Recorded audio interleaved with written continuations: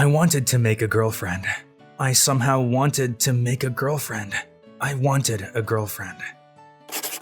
It was only 2 days ago that Yusuke Yuki, a sophomore in high school, suddenly felt so. Up until then, Yuki was not interested in any kind of romantic relationship. Or rather, his situation did not allow him to.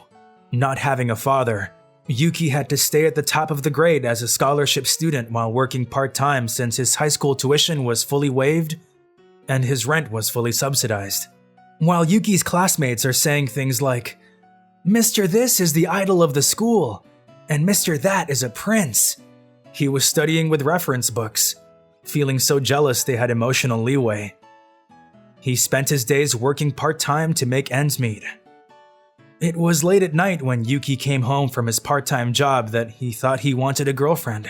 It was when, as usual, he turned on the light in the darkroom of his apartment, turned on the bath switch, and peeled off the wrapping of a convenience store bento box, thinking about what subject he was going to study before he went to bed.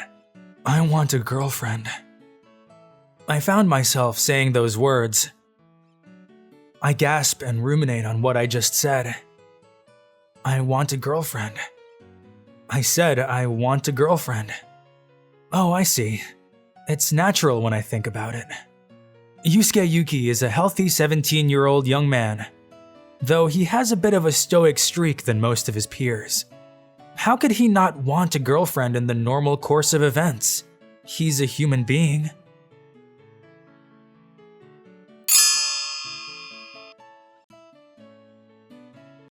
My God, I want a girlfriend. But well, even so, you can't have a girlfriend just because you thought you wanted. With that in mind, I ate, bathed, studied, and went to bed as usual that day. But the adolescent fire that had once been lit continued to increase its intensity. Throughout the next day, I spent the whole day dating with an imaginary girlfriend I hadn't seen yet and other things running around my head. Finally, during math class, I thought I was in huge trouble because I had created a new formula that even Einstein couldn't understand. I crave for a girlfriend, don't I? Well, that day, Yuki was walking down his way home as usual after finishing his part-time job and buying his lunch at the convenience store. It was raining. Yuki was memorizing Japanese history while holding an umbrella. Ieyasu, Hidetada, Iemitsu, Ietsuna, I want a girlfriend. Oh no! Ienobu, Ietsugu, Yoshimune, I want a girlfriend. Oh crap! The 5th and 9th generals have become Tokunaga. I want a girlfriend. At this rate, I wonder if the day will come soon when I will write, I want a girlfriend in the name column of the exam. Why did this happen? Oh fuck. I want a girlfriend. When he said that and looked up, What's that? It was night and raining, so it was hard to see clearly, but I thought I saw a figure on the roof of an abandoned building across the street. No way. Having said that, if someone is on the roof of an abandoned building at this time of day and in this kind of weather, I guess the only purpose I can think of is I can't help but think about it. Yuki began to climb the stairs of the abandoned building. Oh, just like I thought, there's someone there. On the other side of the waist-high fence attached to the enclosure, a girl was standing. And when I looked her closely, she was wearing the uniform of a famous young ladies' school in the neighborhood. As I recall, my classmate said something like the red ribbon referred to first-year students. I was a little confused, but I felt irresponsible if I pretended that I hadn't seen, though I had seen this much. That's when I was about to call out to her. The girl's body tilted. Are you serious? No! He pulled up the girl's body with all his might in his arms. Maybe because I was in an athletic club in middle school, or maybe it was because the girl was light. The girl's body went over the fence and collapsed on the rooftop floor with Yuki. What the hell are you doing? The girl looked up upon hearing the words.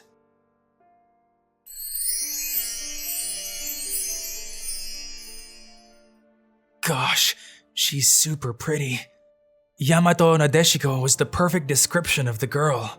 Her eyes and nose were gently neat and organized, and her long black hair, dripping with water from the rain and down to her waist, was lustrous. Her body, which had been in my arms a moment ago, was slender, but had enough curves where it needed. But that's not the point now. You were going to die, weren't you? No answer, but I could tell that she was terribly scared. After a while, the girl slowly shook her head. I knew it. You completely went over the fence, Yuki muttered to himself. Anyway, what should I do in a situation like this? Should I call your parents or the police? Nevertheless, Yuki thinks it's up to the individual to decide what to do with one's own life as far as he's concerned. But seeing someone die in front is more than just a bad nightmare. However, the girl said in a really small, fading voice, Please, don't call them. She said something like that. There was a clear fright in her eyes.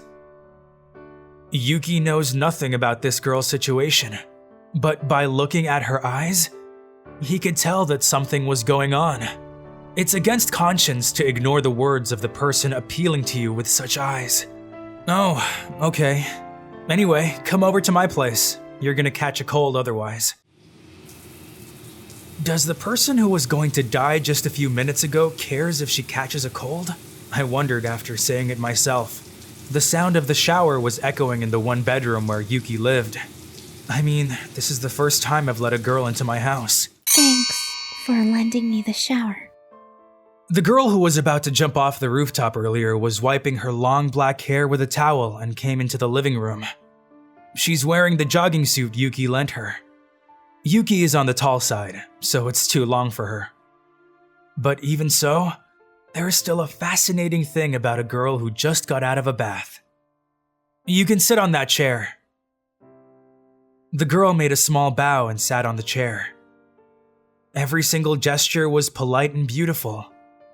That showed her good upbringing. The silence dominated the room as the girl was facing down and kept silent. Yuki decides to ask her as they are going nowhere. I'm Yuki Yusuke. What's yours? Kotori Hatsushiro. Hatsushiro. Hey, why did you try to jump off? After I said it, I thought I'd said something wrong. If it's something enough to drive her to throw herself, it must have to do with a delicate part of her life. There must be something, as she shrugs every time Yuki asks her something.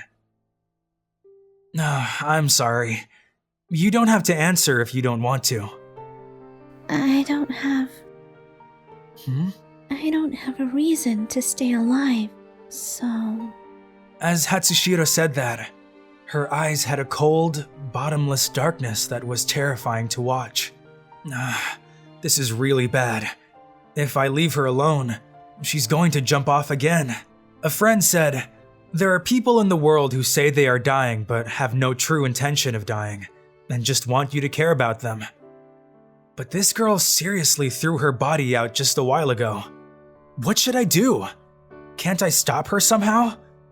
To be honest, I think it's a shame that a girl my age is dying. And she's a pretty girl. I mean, she's really pretty, right? You're much prettier than the idols and actresses on TV. Maybe it was because I was thinking about such things, but I found myself saying this. Then you should be my girlfriend. Huh? Huh? Yuki recalls what he just said. What did I just say to this girl? Oh, no, wait a minute. No, let me explain. You say there's no point in living, and I thought, if you had a boyfriend, that would give you a reason to live. I want a girlfriend so bad right now, and the first time I met you, you were just my type. Oh my god, what am I talking about? Don't get me wrong, I didn't let you in because I wanted to have sex. No intention, at least when I let you in. Just when you let me in? Okay, I'm sorry. I do want to have sex with you now, 'cause you're really pretty and you're my type. I want a girlfriend. It's okay, you can leave. There's a monster who is craving for a girlfriend. You must feel unsafe. Yuki mentions a life form that we'd like to ask if it's a ghost or an alien. He's freaking out. However, It's okay. What? What did you just say? I'll be your girlfriend. Yuki pauses, unable to swallow the situation, though he suggested it himself. Instead, if you don't mind, can I stay here for a while? What? Yeah, well, it's like you have some reason. It's not weird that a person you are dating with stays together for a bit. Are you sure? We just met for the first time. Yes. I don't have anywhere else to go or anything else I want to do. I think, Yuki-san, you're a good person because you didn't ask for compensation for saving my life. Besides, well, I was so happy to hear you straightforwardly say cute or my favorite to me.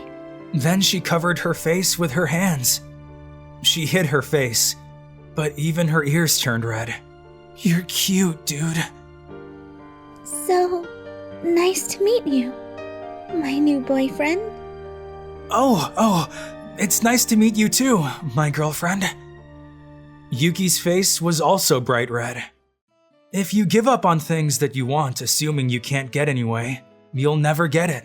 It doesn't matter if you can't get it. It's definitely cooler to work hard than to end up doing nothing.